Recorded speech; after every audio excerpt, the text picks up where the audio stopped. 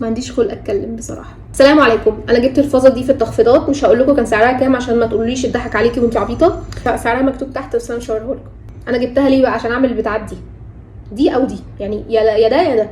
جماعه انا بقالي حبه ما عملتش فيديوهات وبجد نسيت انا كنت بعمل فيديوهات ازاي. المهم اول حاجه هشيل البتاع دي، عايزه احطها في الصاله عندي كديكور. انا اصلا كنت بفكر في فكره الفيديو دي من الاول، ولكن كنت بفكر ان انا اعمل الفازه بنفسي، بس زي ما انتم شايفين انا ما عنديش خلق الفتره دي، مش عارفه ليه. بحاول ان انا ارجع تاني بس ما يعني مش عارفه.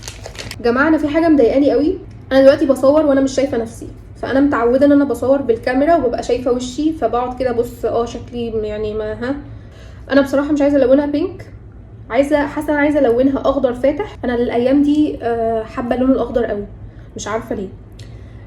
حاسه ان هو مريح لعيني كده. وبعدين لقيت ساره هاني في فيديو من الفيديوهات بتقول، مش عارفه كان في فيديو ولا ستوري، كانت بتقول انا بحب اللون الاخضر. فيعني قلت ايه ده، انت بطلي تقليد بقى، بطلي تقليد يا ساره بقى بجد. ساره بطلي تقليد.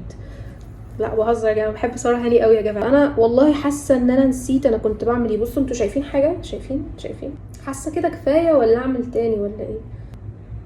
جماعه تصدقوا ان دي ممكن تبقى فكره مشروع حلوه. ساعتها بقى اطلع اقول لكم بجد بقى ايه، ازاي تبقوا اغنياء غنى فاحش. بفكر اعمل لكم فيديو صامت، بجد، يعني اللي هو ما اقولش فيه اي حاجه خالص وبس، وابقى بشتغل بقى وانا عامله كده.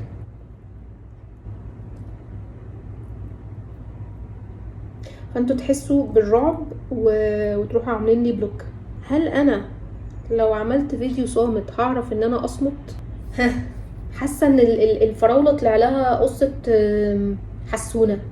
انتوا شايفين مش فاضل حاجه غير ان انا هسيبها على جنب تنشف وبعد كده الونها. فانا هحطها كده واقعد بصلها لحد ما تنشف.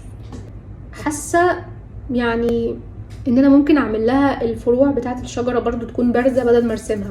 حاسه كده هيبقى احسن، صح؟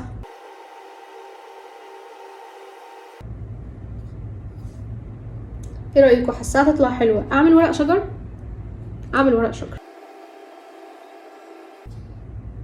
شكلها حلوه قوي ولا ايه؟ انا شايفاها شكلها حلو. انتوا شايفين شكلها ايه؟ بصوا يا جماعه شكلها حلوه قوي. متوقعه ان هي بعد التلوين هتبقى تحفه بصراحه. ريحته جنينه. تمام، باي.